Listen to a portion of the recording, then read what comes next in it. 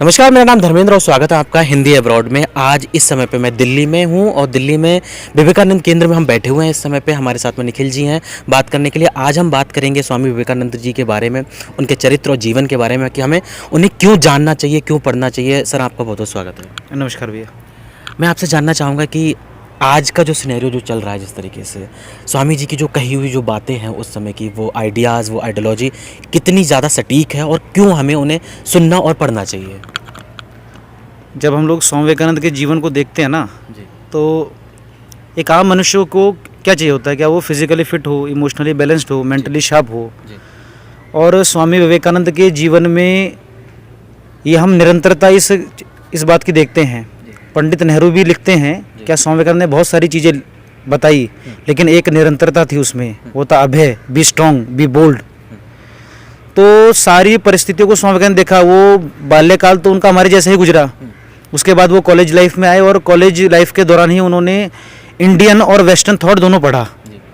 और उसके बाद जब वो अपने गुरु ठाकुर रामकृष्ण परमहंस से मिले और जब गुरु ने कहा कि भारत माता का कार्य करना है, तो इस कार्य में उतरे, इस भारत भूमि को देखने लगे, तो जीवन फिर से बदल गया। अब इस भारत भूमि को देखना है, पग पग चलना है, पग पग नापना है और इस राष्ट्र को देखना है। तो ना तो ट्रेन है, ना गाड़ी है, ना घोड़ा है, जो मिलेगा वैसे जाना है, भोजन जहाँ मिलेगा वहाँ करना है। लेकिन विचार नहीं बदला, परिस्थितियाँ बदल गई। बचपन में अलग परिस्थितियाँ थी, जैसे नॉर्मल, जैसे हमारा जीवन गुजर रहा है वैसे गुजरा था। कॉलेज में परिस्थितियाँ बदल गई, गुरु ने उद्देश्य दिया, उसके बाद विषय बदल गया। और कन्याकुमारी दक्षिण भारत के आखिरी शिलाखंड तट पर बैठकर जो स्वामी विवेकानंद 25, 26, 27 दिसंबर 1892, 25, 26, 27 और दिसंबर 1892 को जो स्वामी विवेकानंद वहाँ बैठते हैं और वहाँ से फिर स्वामी जी को अपने जीवन का उद्देश्य मिलता है। तो उस उद्देश्य के लिए भी उन्होंने एक्सप्लोर किया, इस भारत भूमि को एक्सप्लोर किया कि जिस राष्ट्र के लिए मुझे कार्य करना है, लेकिन वो निरंतरता बनी रही है, वो खोज की मानूंगा नहीं, जान के रहूँगा। और परिस्थितियाँ बदलती रही, कभी राजा के घर भी रहे तो कभी मोची के घर भी रहे, और दोनों घरों में उनको आनंद आया। इस पूरे भारत को पग पग नापने के बाद स्वामी विवेकानंद जब उस शिला पे बैठे, वहाँ पर उनको अपने जीवन ये तो बात रही कि जीवन की बात रही। इसमें मैं आपसे और जानना चाहूँगा कि स्वामी विवेकानंद जी ने जिस तरीके से जो आह्वान किया था युवाओं के लिए, क्या आह्वान था, वो ज़रा थोड़ा बताइए, उस पर प्रकाश डालिए। स्वामी विवेकानंद 31 मई 1893 को वेस्ट में गए थे। बम्बई से शुरू हुए थे और फिर वो शिकागो में रहे कुछ समय, अमेरिका में फिर उन्होंने लगभग अमेरिका, इंग्लैंड और वेस्ट के काफ़ी देशों में वो आगे गए और फिर वो वापस भारत आए। 15 मई 1897 को वो कोलंबो उतरे और फिर जो उनका आने वाला समय था वो उन्होंने भारत के युवाओं को जागृत करने का कार्य किया।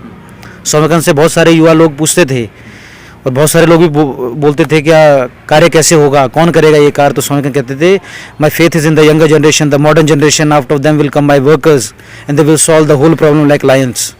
और फिर उन्होंने युवाओं को आह्वान किया कि 100,000 मैन एंड वुमेन जो हम लोग कहते हैं स्वामी विवेकानंद के बारे में, क्या तो स्वामी विवेकानंद ने हज़ारों लोग मांगे थे कि इस भारत भूमि का कार्य करना है। भारत भूमि का कार्य मतलब क्या, सबसे मूल जो प्रश्न है उसका जवाब होना चाहिए। भारत भूमि का कार्य मतलब क्या, एक सेंस ऑफ रिस्पॉन्सिबिलिटी, एक सेंस ऑफ अकाउंटेबिलिटी, एक सेंस ऑफ आत्मविश्वास अपनी संस्कृति के ऊपर। अगर ये जागृत नहीं होगा तो आप किसी सिस्टम में भी खड़े हो जाइए, कार्य आगे नहीं बढ़ेगा। इसलिए स्वामी विवेकानंद ने राजनीति को दूर करते हुए, वो कभी राजनीति में गए नहीं, उन्होंने मनुष्य निर्माण के कार्य में लगे।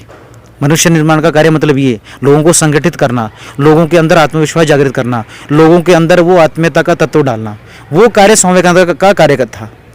हुड़दंगबाजी करना, नारेबाजी करना, लोगों को गलत सलत विचार में डालना, स्वामी विवेकानंद कहते हैं theirs is the method of destruction, mine is the method of construction, I do not believe in reform, I believe in growth. तो रिफॉर्म और ग्रोथ में क्या फ़र्क है, जो रिफॉर्मिस्ट होता है वो कहता है ये सारी व्यवस्था खराब है, सब गलत है, बदल देंगे, सब चोर हैं। स्वामी विवेकानंद कहते हैं आई do not believe in reform, I believe in growth. जो व्यवस्था है वो जैसी है वहाँ से हम उसको ठीक करने की कोशिश करेंगे। इसलिए आदर्श समाज की संकल्पनाएं लेके विवेकानंद नहीं चलते थे।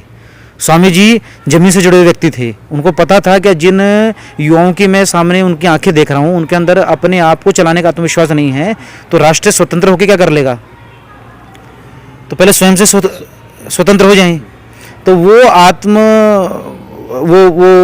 आत्मविश्वास जागृत हो और स्वावलंबी समाज जागृत हो।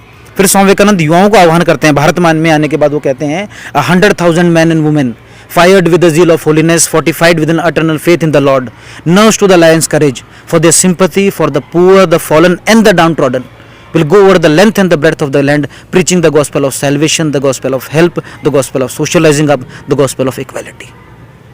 इस सारे कार्य के लिए हजारों लोगों को त्याग करना पड़ेगा। त्याग का दूसरा कोई पर्यायवाची मैं यहाँ देख नहीं सकता।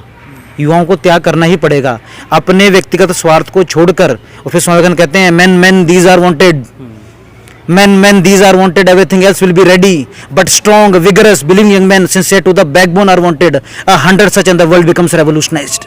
विवेकानंद 100 मांग रहे थे, लेकिन कौन से मांग रहे थे? men these are wanted, everything else will be ready, but strong, vigorous, believing young men sincere to the backbone are wanted, 100 such and the world becomes revolutionized. और फिर कहते हैं the will is stronger than anything else, everything must go down before the will, and that comes from God and God himself. A strong and a pure will is omnipotent. Do you not believe in it? Preach unto the world the great truth of your religions. The world is waiting for it. For centuries people have been told that the stories and theories of degradation, they have been told that they are nothing. Masses को क्या बताया जाता है? They are nothing, they are animals. You cannot do anything. They have never allowed to heard of their Atman. अपनी आत्मा की सुनने को उनको मौका ही नहीं मिला।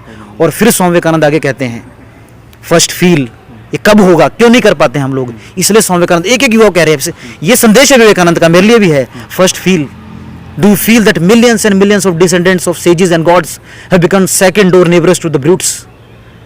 Do you feel that millions are starving today and millions have been starving from ages? Do you feel that the ignorance have come over the land as dark clouds? Does it make you restless? Does it make you sleepless? Has it gone into your blood, coursing through your veins, becoming constant with your heartbeat? Has it made you almost mad?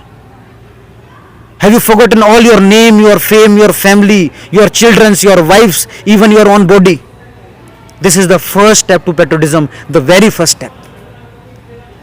तो जो आह्वान था कि ये राष्ट्र के लिए काम करना है, वो कौन कर पाएगा? जो हृदय से सोच पाएगा।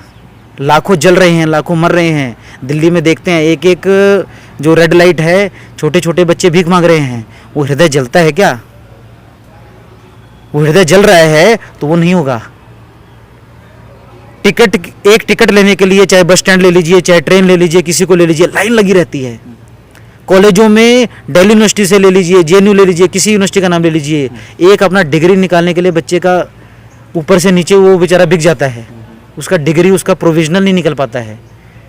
तो वो जब दिल में धड़केगा कि अपने ही बच्चे हैं सब लोग, तो वो, और फिर वही बच्चे अलग व्यवस्था में आने वाले हैं अगली बार, तो वो बच्चे भी अलग नहीं है। पहले जो अभी व्यवस्था में वही बच्चे थे कभी।